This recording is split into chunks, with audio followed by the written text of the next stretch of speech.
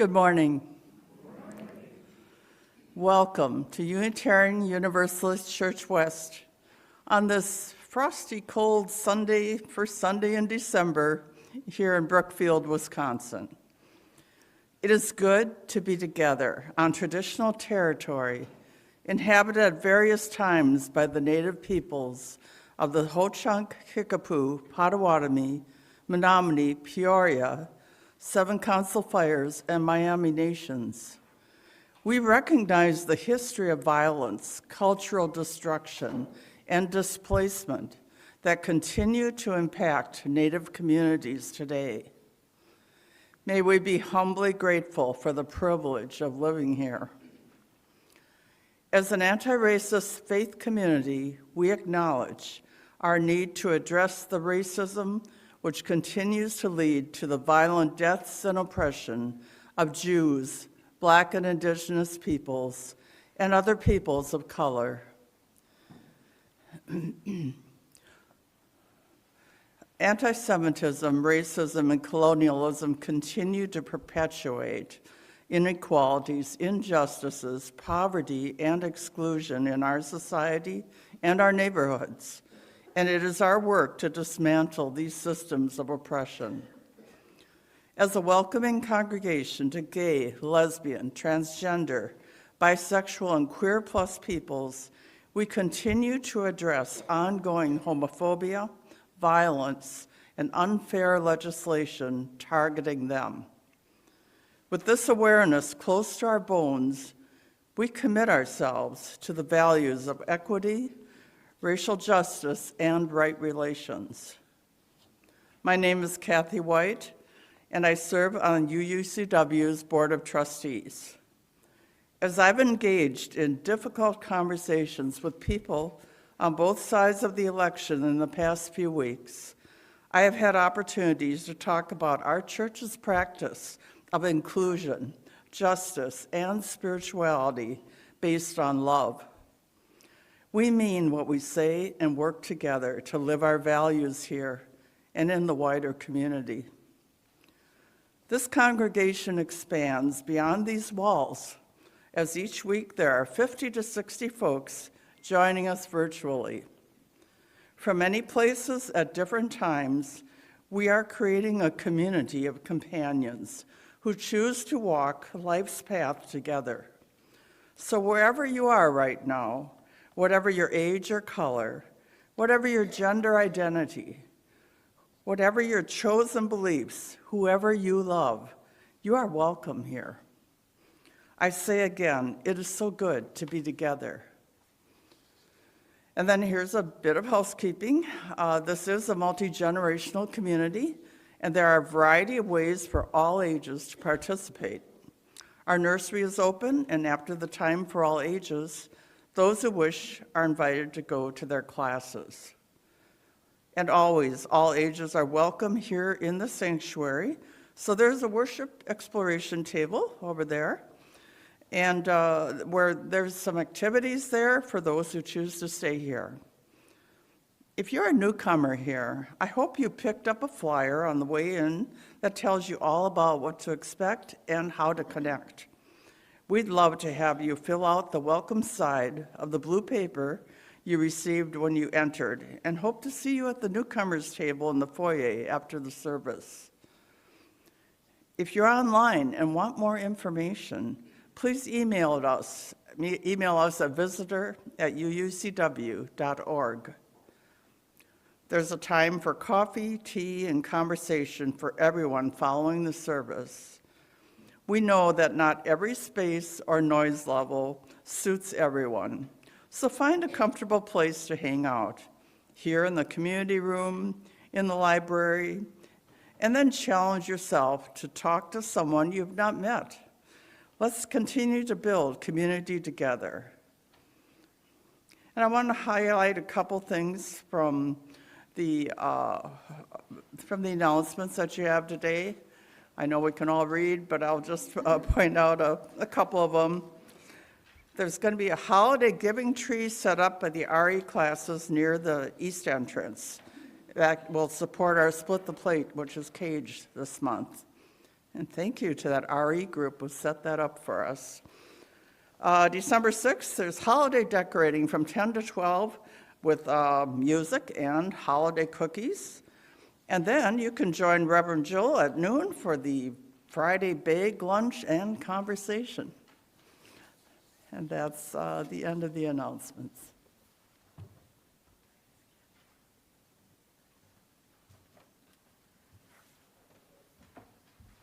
Good morning. Good to see all of you this morning gathered here. As our call to worship this morning, I offer these words by Sarah Getty McNeil. Come in from the crisp morning air outside. Come in wearing the winter sunlight on your face. Come carrying the turning of the seasons in your heart. Whatever and however the greatness of life is speaking to you right now, you are welcome here in this circle of friends. Come, let us worship together. And now I invite us all to rise in body and or spirit, and we'll sing together hymn number 21, For the Beauty of the Earth, an appropriate hymn for this fine, fine winter morning.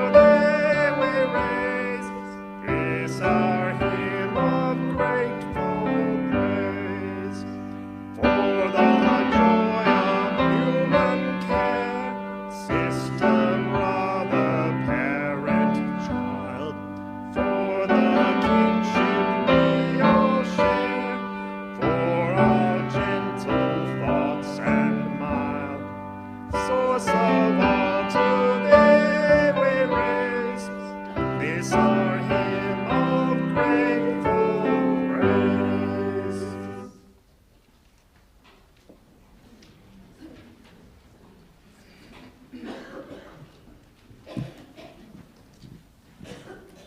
And now I invite Kathy to light our chalice.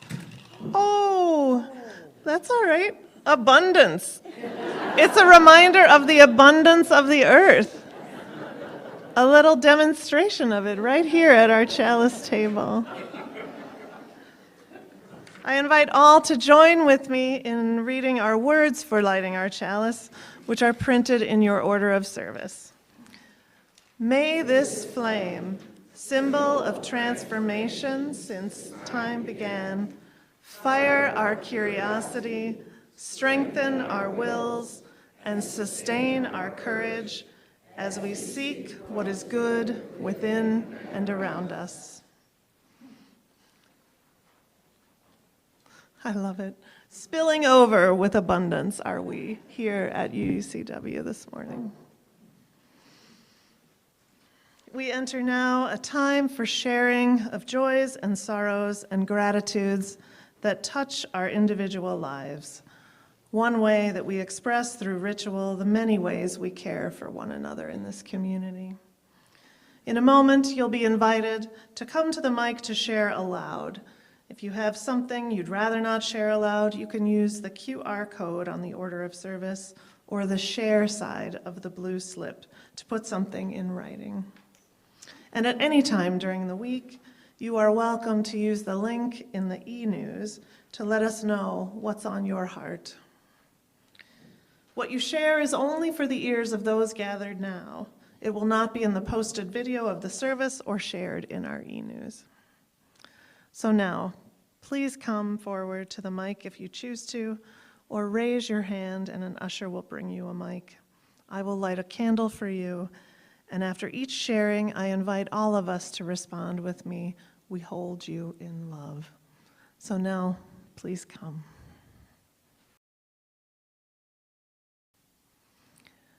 To folks attending online, please know that we hold you in love as well this morning.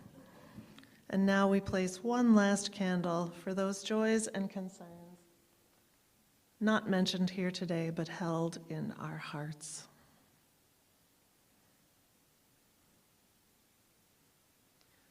We hold you in love.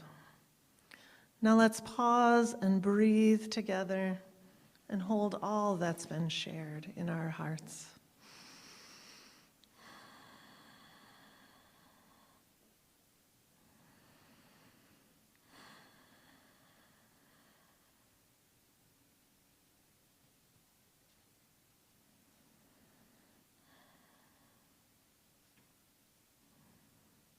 Blessed be we all.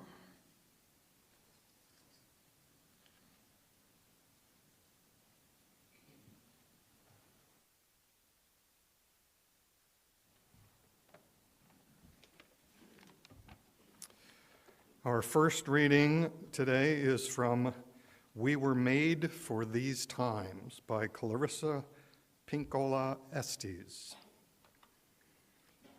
In any dark time, there is a tendency to veer toward fainting over how much is wrong or unmended in the world.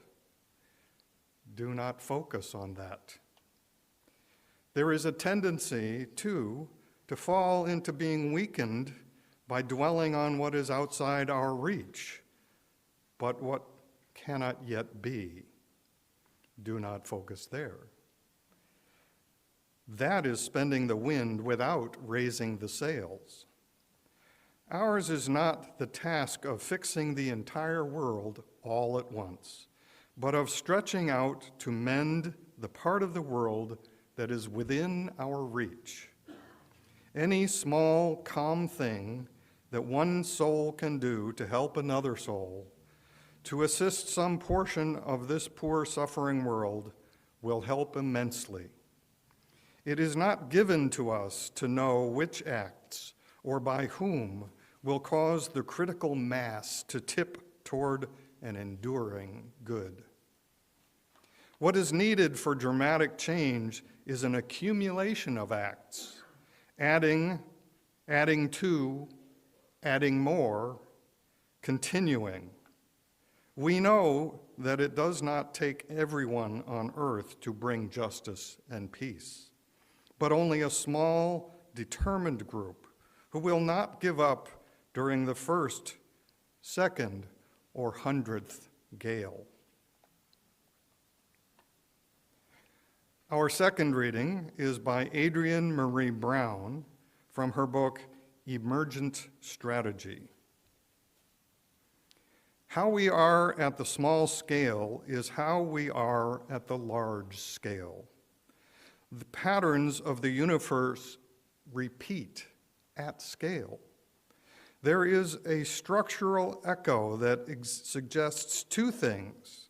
One, that there are shapes and patterns fundamental to our universe, and two, that what we practice at small scale can reverberate to the largest scale.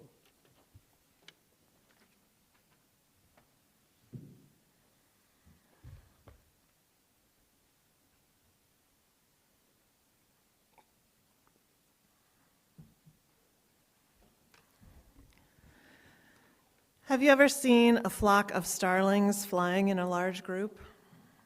They're amazing birds, starlings. Some species can imitate the sounds of other birds and things like car alarms. They have adapted very well to living around human beings, and they're basically omnivores. But the most incredible thing about starlings, and I hope you've seen this, is how they fly in these flocks or swarms, huge formations of birds. And this is known as murmuration. They move together as a group in fluid and twisting motions, completely in sync with one another, dipping down, rising up, changing shape, but never losing their cohesiveness as a group. You know this phenomenon. You've hopefully seen, yes. And if you haven't seen it, Google it, murmuration. It's quite something to see, this phenomenon. Starlings usually do this kind of murmuration to protect themselves from a nearby predator that's threatening some of them. For murmuration to work, the starlings have to engage in clear and consistent communication with one another. There is no one single leader. They are demonstrating collective leadership and deep, deep trust in one another. Scientists have determined that each individual bird focuses their attention on the 7 closest birds right around them, their 7 closest neighbors. In this way, together, they manage the cohesiveness and synchronicity of that whole flock. Sometimes these flocks can consist of up to 100,000 birds working together in this way. This is just one example of nature's genius that is highlighted in the book Emergent Strategy, Shaping Change, Shaping Worlds, by author and activist Adrienne Marie Brown. You may be familiar with this book. In the book, Brown applies all kinds of insights from nature's brilliance to human social movements for change. In one chapter, Brown focuses on fractals.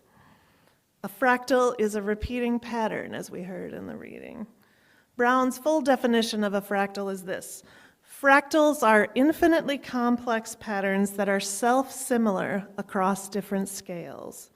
They are created by repeating a simple process over and over in a feedback loop. In other words, as Eddie shared in the reading, what happens on a small scale keeps repeating over and over into larger, more complex patterns. If you picture a simple tree, a simple drawing of a tree in your mind, you can see how fractals form. One line forms a Y on it, and that off of that is another Y and another Y, and off each of those is another Y, and the branching continues on and on. If you look at the farthest branches of the tree, the shapes there look the same as where the tree developed the first Y. It's just on a different scale. The whole is a mirror of its parts. We see fractal patterns all over nature, in ferns, in broccoli. Think of those trees. The little tree is the same shape as the big tree of broccoli, and cauliflower too. Our human lungs are fractals, with their branching upon branching upon branching. When I gaze up at a bare, big, tall tree, so bare in the winter months, I always am struck by how much it looks like an upside-down lung, right? For trees, this maximizes leaf exposure to sun when there are leaves. For human lungs, this maximizes exposure of oxygen to blood supply. In the book, Emergent Strategy, Adrienne Marie Brown draws a parallel between fractals in nature and social systems. From it, she puts forth the concept of emergence. Emergence, she writes, is the way that complex systems and patterns arise out of a multiplicity of relatively simple interactions. She's saying that just as in nature, in human relationships and social systems, how we are at the micro level reverberates up to the macro level.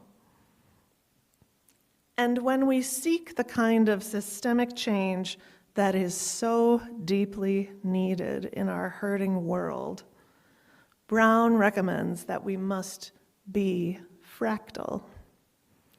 At the small scale, we must create new patterns that reverberate upwards to create new large-scale systems. We are each of us a microsystem in this theory, and in turn, our friendships and our relationships are microsystems. Our neighborhoods and our communities are systems as well, made up of all those relationships. If the patterns in these systems are guided by competition and scarcity, the larger system will be guided by competition and scarcity. If the patterns in our small systems are guided by love, the larger systems have a much better chance of being guided by love too. Now, it must be said that social change and large-scale justice-making are incredibly complex endeavors, as we all know. And there are many, many, many facets to them. But with this idea of emergence, I think Brown is getting at one important piece of how we make social change and how our congregations are a special venue for that.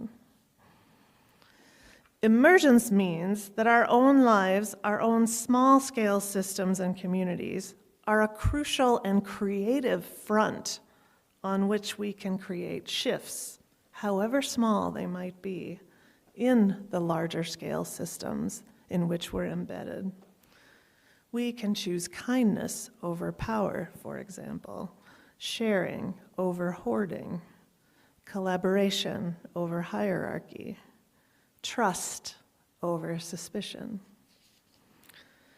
We can draw inspiration from those starlings, each of them both a participant and a leader within a complex and ever-transforming system.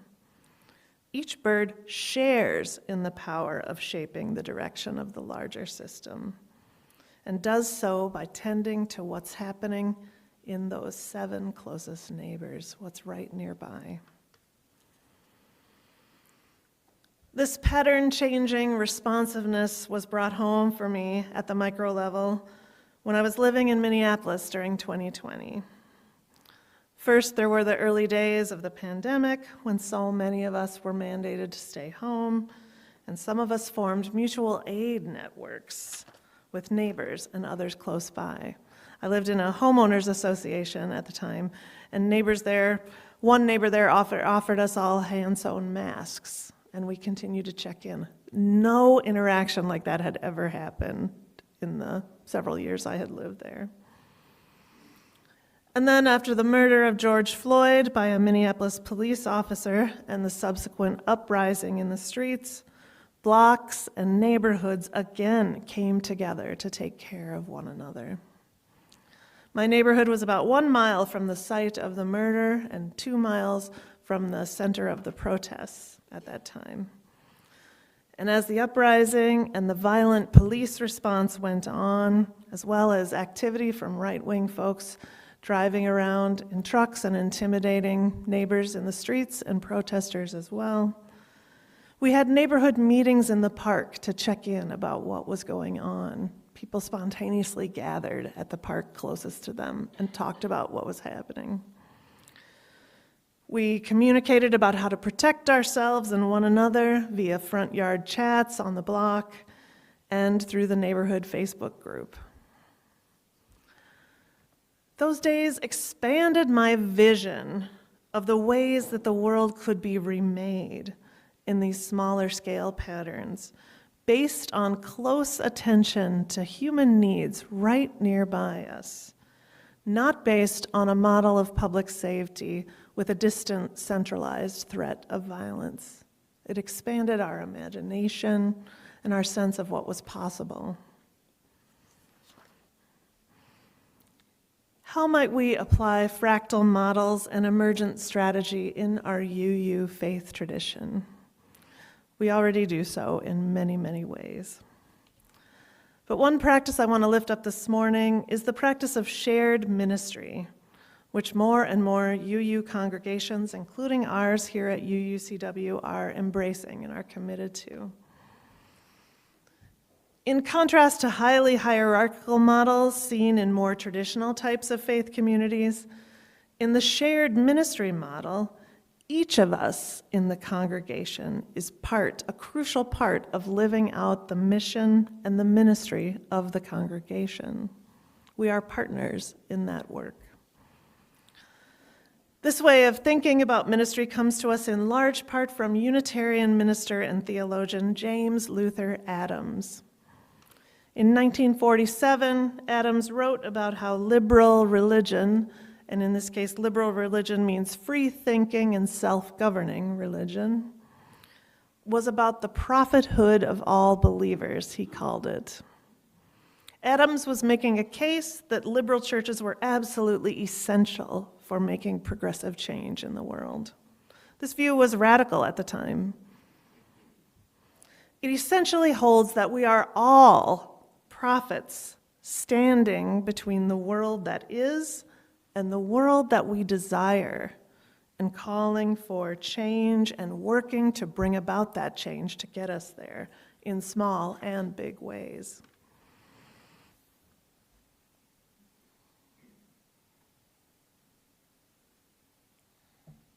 This dry winter air. Adams's notion of a prophethood of all believers had its roots in the Protestant Reformation, when Martin Luther was calling out abuses of power in the Roman Catholic Church, which had become corrupt. Not unlike some leaders in our own time, priests in the Catholic Church claimed special access to God and claimed that only they could decide what was best for all. Martin Luther's movement countered with his doctrine of the priesthood of all believers, he called it, that each person has on their own direct access to the divine. Coming later in the 1940s, James Luther Adams expanded on this idea of the priesthood of all believers and declared the priesthood and the prophethood of all believers. Is this a familiar phrase, priesthood and prophethood of all believers? It's a key part of our Unitarian history. The prophets of old, figures from the Hebrew Bible, such as Jeremiah, Isaiah, Ezekiel, and Amos, traditionally these prophets had been those people possessed by God, sometimes against their will, and compelled to speak a message from God calling for justice, repentance from wrongdoing, and a more fair and equitable social order. James Luther Adams advanced that idea that just as we are all spiritual meaning makers, we are all prophets. All of us have the ability to see and engage with injustice and all of us bear the burden and the responsibility for doing so. Just as in fractal theory, each of our lives matters in the transformation of the world for the better. And at this moment in history, our hurting world needs our faith communities to be models of the new society we so badly want to bring into being. A society in which power is shared and love is our guide, and all creatures have what they need to flourish. Love, real love, transformational love, means we change fractal patterns when we can. This destabilizes oppressive systems like white supremacy and patriarchy, which play out, as we all know, on remarkably small and unimaginably vast levels. It behooves us to ask ourselves, how might we be replicating the fractal patterns of oppressive systems in the small scale of our own lives? Are we importing the value of power hoarding over mutual support and care, of material wealth over meaning and purpose? Are we recreating at the small scale judgment over curiosity, indifference over empathy? What would a new fractal pattern of love emerging, love and liberation be like in our own single lives and in the larger world? What new branches might start small and become a huge tree, a larger and more complex system of love and liberation? Maybe it starts with a white woman choosing to call out racist microaggressions among fellow white folks. Maybe it's developing a reciprocal relationship with the specific piece of land that you live on. Maybe it's responding to an interpersonal conflict with curiosity rather than judgment. Maybe it starts with pausing a project until it has an effective plan for accessibility for all people. Maybe it's forgiving someone who has hurt you. Maybe it's creating safe spaces for queer and trans people to exercise their rights, to exist, and to be cherished just as they are. Maybe it's offering radical welcome to strangers, even when that means shifting away from familiar ways of being. May we each find our place as one divine cell in the great organism of humanity. May we ground in the wisdom of the natural world, including our own bodies. May we do our best to care for the 7 closest birds around us. And may we find joy and liberation in the patterns that we create and in the personal and collective transformation that we bring about. May it be so.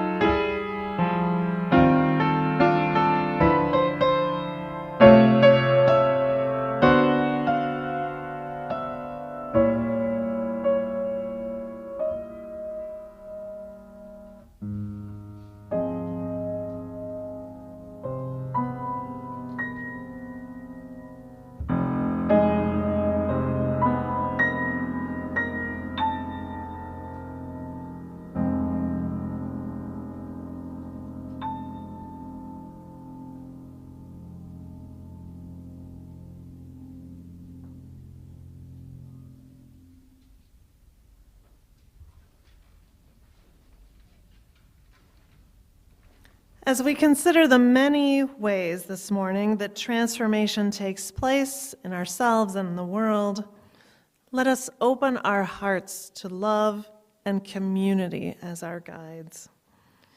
I now invite us to share in a litany for becoming. When I indicate that it is time for a response, please respond with what is written in your order of service. This is loving and being loved.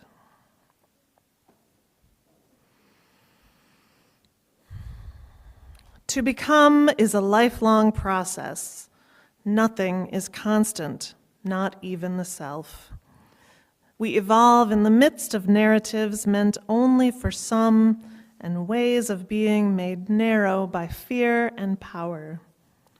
We must then have the courage to listen to the truth of our own lives, to the wisdom that comes from within, responding without resistance or need to control, but with welcome and curiosity. This is what ensures our becoming is an unfolding of our truest self. This lifelong labor cannot be carried out alone. It requires help from friends and lovers, family, and creaturely companions who bear witness to what makes us come alive and say to us, look, listen, feel, pay attention to that. This is loving and being loved.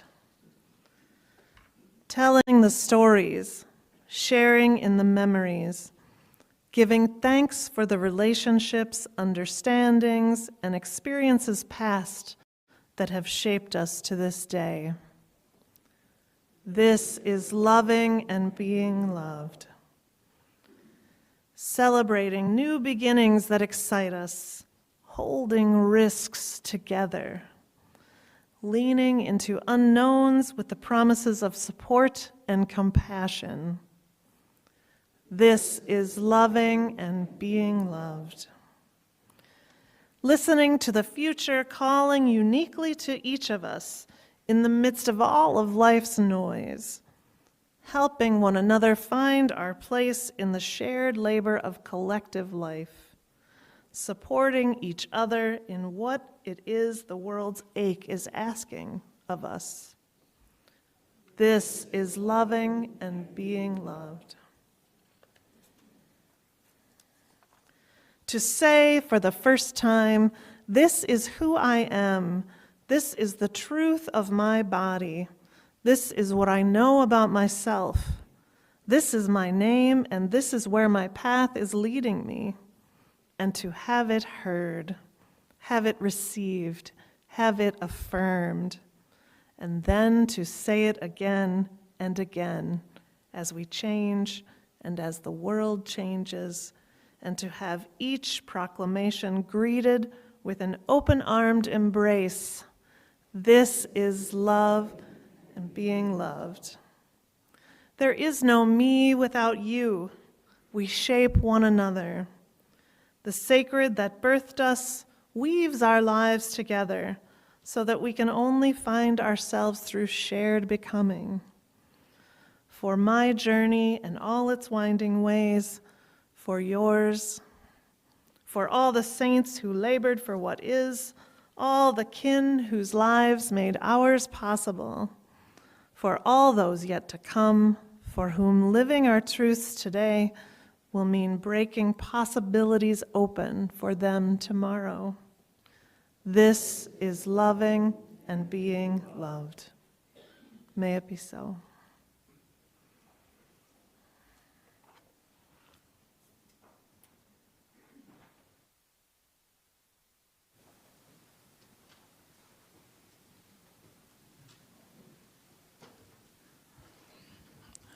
Good morning, everyone.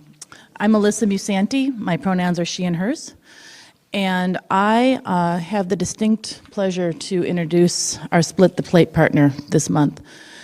Andre is going to tell you a little bit about CAGE in a moment, and he'll tell you what it stands for. But I'm going to tell you a little bit about Andre first, because he wouldn't admit it, but he's pretty humble. And Jill's words in the litany today really speak to my relationship with Andre and what he has awoken in me. And so I'm going off script, like I always do. I met Andre about 15 years ago.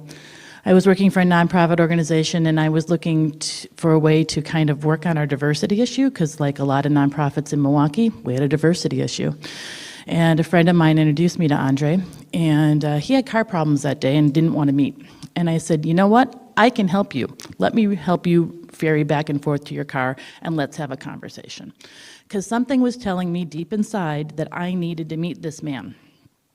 And boy, was I right.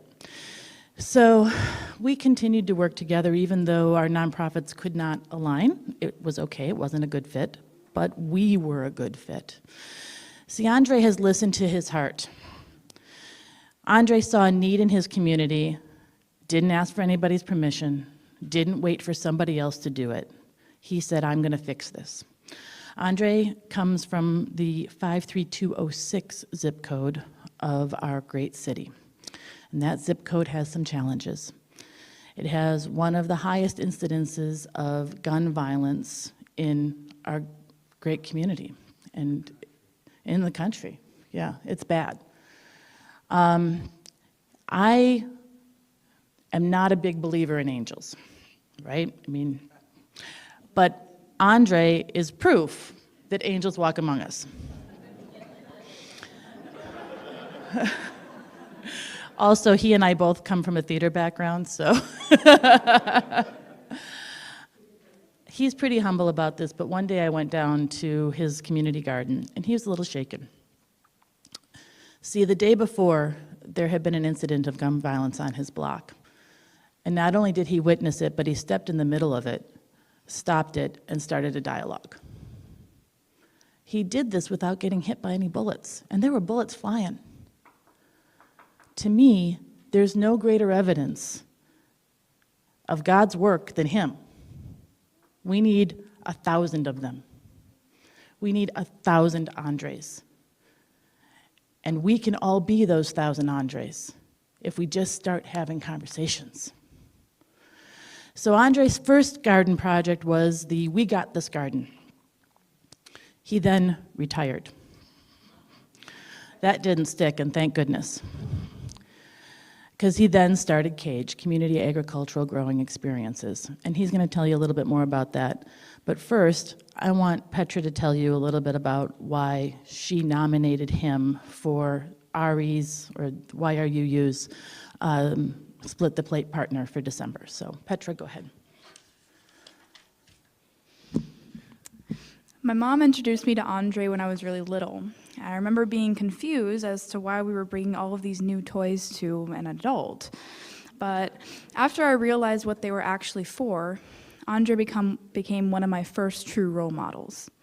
I was always so excited to go out and buy toys for Andre to give to kids for Christmas. If you ask Andre about his work, he'll always be very humble, but what he has done to bring communities together and create a better future for so many young people is truly saint-like. The young men who he helps are my age and have been exposed to unspeakable trauma.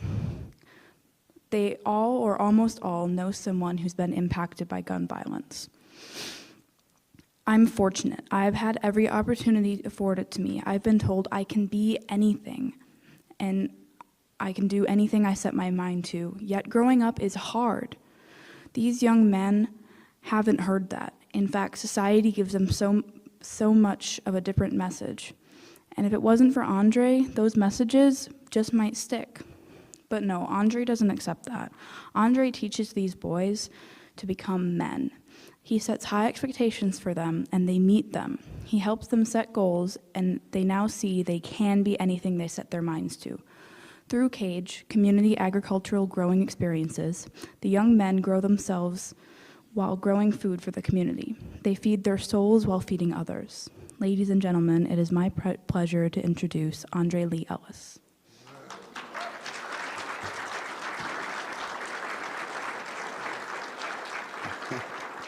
I was just going to say, where you guys going? You're going to leave me up here by myself? Good morning and praise God, everybody. It is an honor and pleasure, and I first of all want to recognize the leader of this house, and thank you for having me. Thank you to Melissa and Petra for nominating us for this Split the Plate gift. We don't take that lightly. I was born in Milwaukee, Wisconsin, in 53212 zip code, not far from 06. I'm one of 14 children.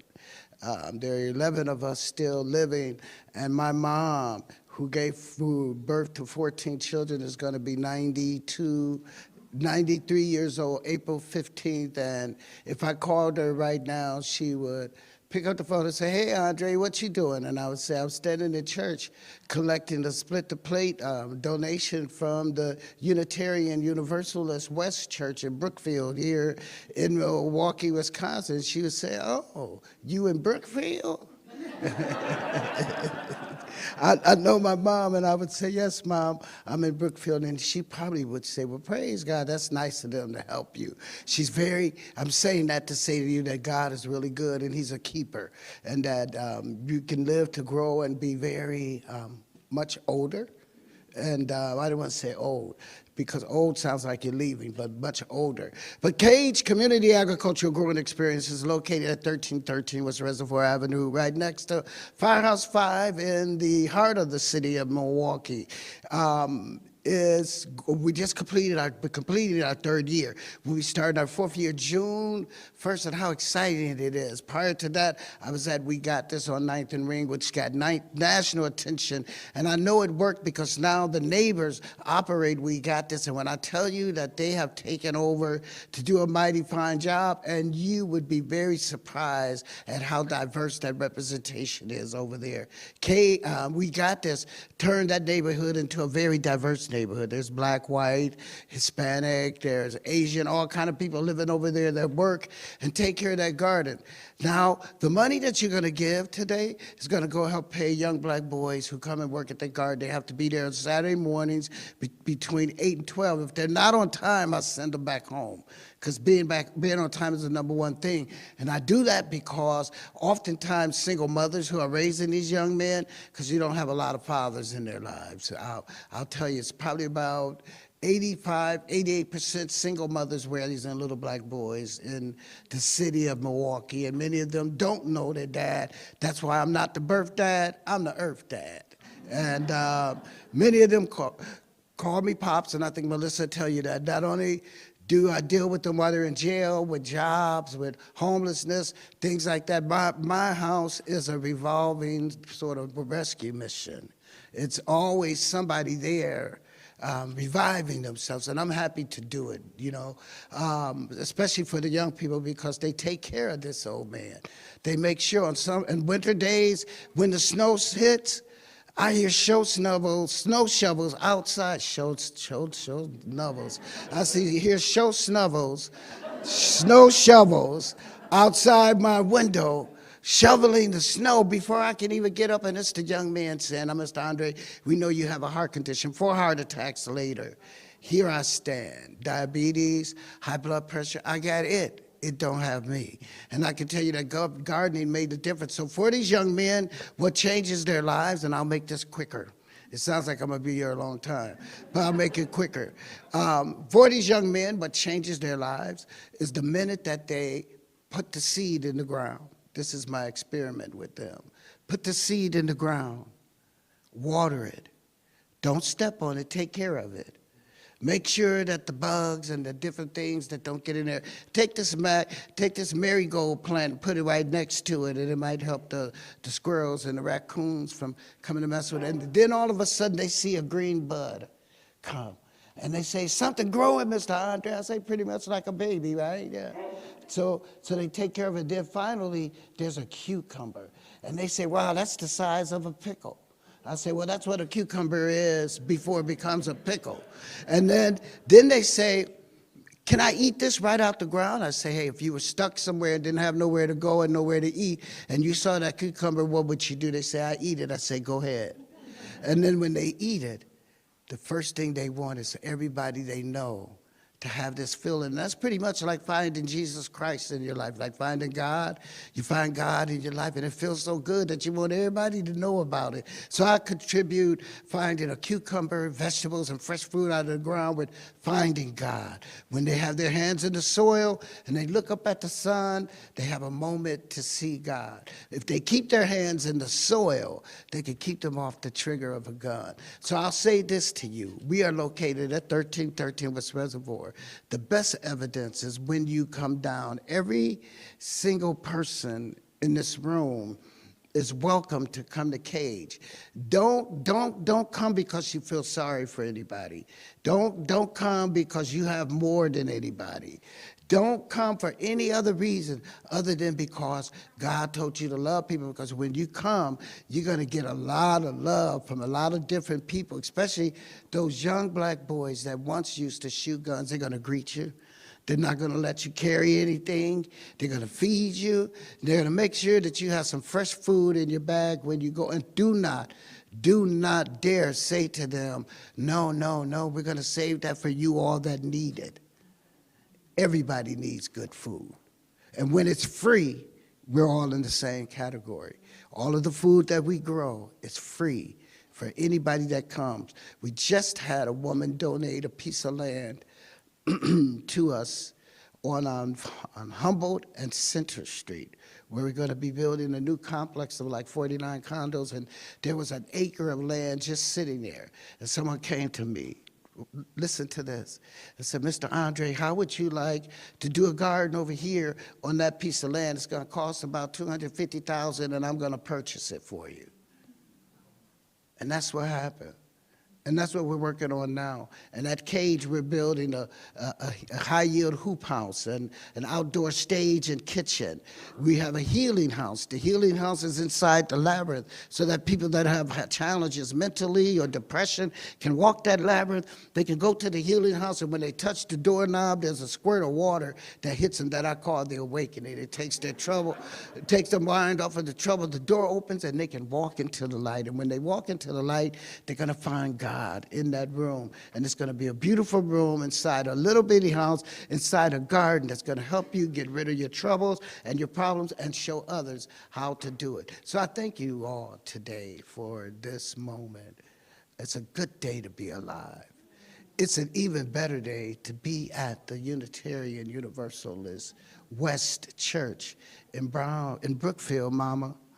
And I leave here determined to go back to my community and tell people what you all are doing over here and what you're doing for us, but also to let people know that if everybody did something like this, as well as had a garden in their own backyard and they tended to it, not only would people stop suffering, but we all would be eating good.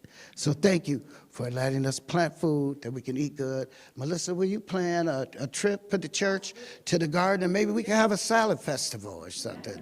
Everybody just bring a salad of their choice to share with me. Sounds like a summer solstice event. Whatever you called it, we'll take it. Okay. So thank you, everybody, and God bless you.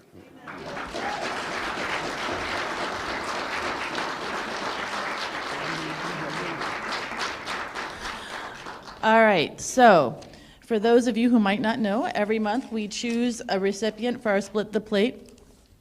And this month, not only are we doing this, but we will also have a giving tree out in the lobby. It's not set up yet. It'll be here by next weekend. On that tree will be a number of ornaments. We encourage you to take that ornament home. On it, it says a gift that someone has requested, and bring those gifts back, I think by the 21st. That will be confirmed in the e-news. Otherwise, to give today, the information is in your order of service, or you can put it in the plate. So you can either text to 73256 UUCW, and that offering, half of it will go to us and half of it will go to Cage, or you can place it in the basket as it comes around.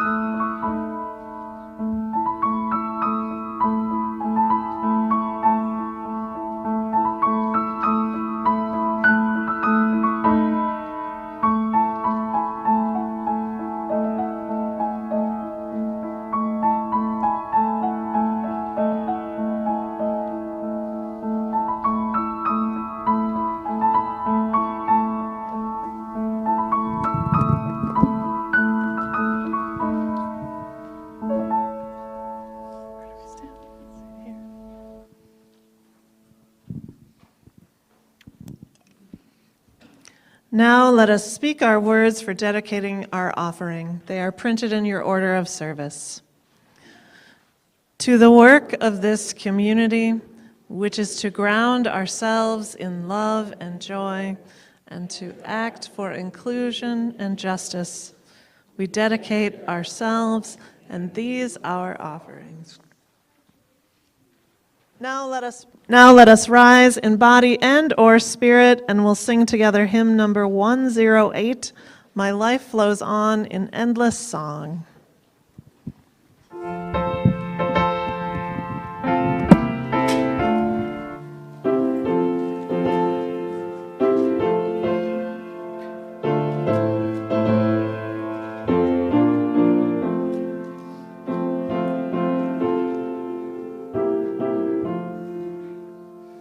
My life flows on in endless song, a lover's lamentation. I hear the reel, the far-off hymn that hails a new creation. Through all the tumult and the strife, I hear the music ringing. It sounds an echo in my soul. How can I keep from singing? What though the tempest round me roars? I know the truth it liveth. What though the darkness round me close? Song in the night it giveth. No storm can shake my inmost calm, while to that rock I'm clinging. Since love prevails in heaven and earth, how can I keep from singing? When tyrants tremble as they hear the bells of freedom ringing, when friends rejoice both far and near, how can I keep from singing?